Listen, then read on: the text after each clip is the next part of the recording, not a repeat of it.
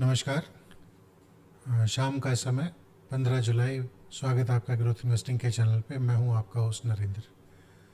और आज का वीडियो शुरू करते ही हम बात कर लेते हैं मार्केट की अपडेट की। आज मार्केट पॉजिटिव जोन में, निफ्टी रफली 113 पॉइंट्स अप और 25,200 के आसपास की closing.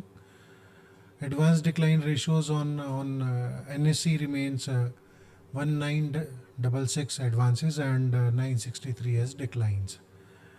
And similarly, next 50 again 442 points up, closing at 68,700.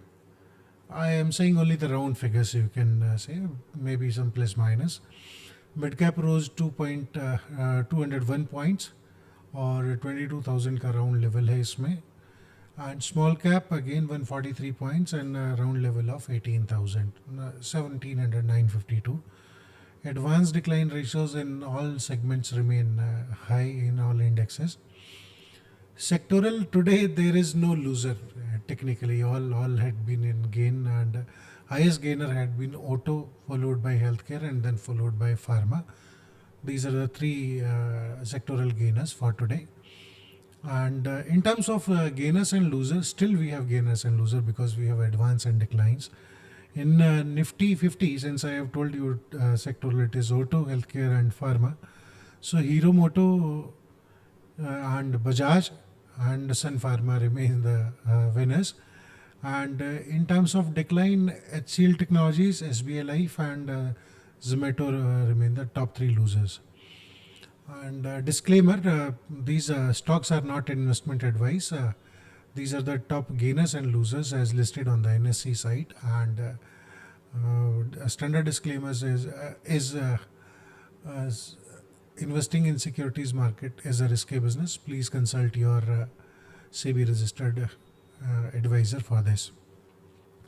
In next 50, again TVS Motors, Motherson Sumi and Ind Hotels.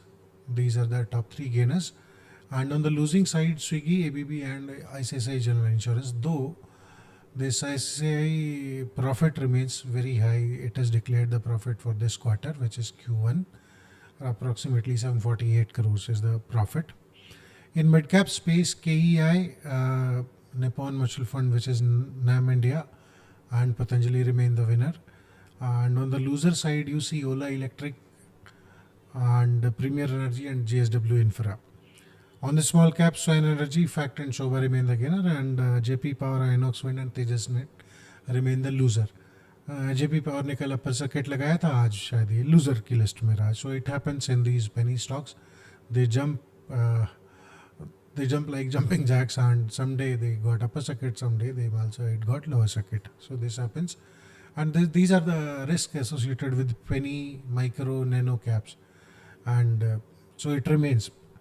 Maybe it will stabilize, but more or less kabhi profit hoga, kabhi loss hoga. So you have to take it over a period of say 10, 15, 20 days if there is a rise or if there is a suck-in.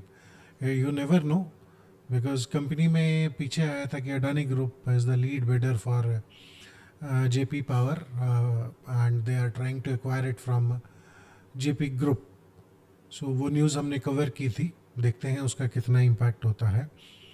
Second is on the global front, all markets, Asian market remain in green, which is Nikkei 0.5%, Hang Seng 1.5%. Europe so far had been flat, which is DAX, FTSE and CAC. These are DAX remains belongs to Germany, FTSE is London, and CAC is France. And US futures are showing flat so far till now, till the time this time is. In terms of news, JP Morgan Q2 profit is really good. CEO Jamie Dimon ने बोला है कि tariff and geopolitical risk remains. Tesla opens up its showroom in Mumbai. We covered it around 2 days back. CM of Maharashtra Devendra Fadnavis inaugurated the showroom. So good news. जो भी Tesla के fan हैं, they can go, they can book, they can buy. But मुझे लगता है costly affair होगा. Pricing मैंने नहीं देखा है. हमारे इंडिया के astronaut Shubhanshu Shukla touched down back on the planet Earth. He was smiling. Photo was released. और आरबीआई की साइड से गवर्नर श्री संजय मल्होत्रा ने बोला है कि neutral means they can go anyways, but since macro factors like inflation is showing a downward trend 20 काफ़ी मेरे ख्याल 77 मंथ्स लो इन्फ्लेशन हमने देखा 2.6 का, तो मुझे लगता है कि further interest rate cut can happen, not immediate but may be in next meeting they can think around it. और आईटीआर का सीज़न है, तो जो टॉप की 5 गलतियां हैं वो बिल्कुल ना करें।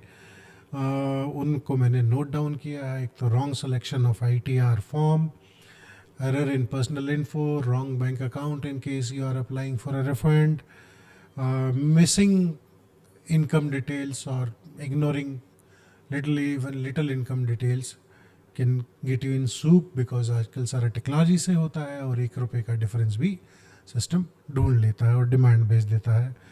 Then paying excess taxes because आप एलिजिबल थे, एंटाइटल्ड थे, कुछ डिडक्शंस के आपने वो ना लिए हों, उसको भी ना करिए। And claims without proper proof और बोगस क्लेम्स बिल्कुल ना डालें। कल बात हुई थी 200 के आसपास जगह रेड हुआ, 200 points were raided by income tax department. those individual or officers who were aiding people or you can say बेचारे लोगों को बता रहे थे कि आप इस तरीके से क्लेम फाइल करें, पॉलिटिकल उसमें डिडक्शन ले लें, ट्यूशन फीस में ले लें, जो कि बाद में नोटिस खड़ा होता है। और अगर आपसे ये गलती हो गई है तो आप आईटीआर को रिवाइज कर सकते हैं, आप डेट देख लें और उसको ज़रूर फाइल करें। और ग्लोबल फ्रंट पे एक इम्पॉर्टेंट बात निकल के आई, मैं स्टेटमेंट कोट करूँगा, absolutely if you can, so absolutely if you can, he is now the president, what he said is the Zelensky, president of Ukraine, which is into a 3.5 years long war with Russia, एक strong opponent के साथ होते हुए भी। And he says, because उन्होंने ऐसा क्यों बोला, बिकॉज प्रेसिडेंट ट्रम्प ने पूछा कि कैन यू अटैक मॉस्को और one more city there, he said absolutely, and then he said if you can provide me long range missiles. मतलब ये हुआ कि भाई के हालात नाजुक हैं। Every day the kind of his army decline on battle front, casualties, killed in action, और उसकी जगह जो फ्रेश ट्रूप्स आना चाहिए उसकी वो बहुत ज़्यादा heavily skewed है। There are more casualties than they can recruit and train and send it to the borders where the war is being fought. Wherein on Russian side it is excess manpower in reserve, people lined up for their mother Russia to get trained to fight, and no, the results we all know। but ये जो statement है ये दर्शाती है कि एक leader कैसा अपने लोगों के लिए संवेदनशील है, शील है कि नहीं है। लोग उसकी कंट्री के मर रहे हैं, नुकसान यूक्रेन का हो रहा है, नुकसान यूक्रेनियन आम आदमी का हो रहा है, और पॉलिटिकल एलीट कहीं ना कहीं इस भ्रम में है कि कुछ ना कुछ मिल जाए और मेरी थोड़ी और सरकार चल जाए।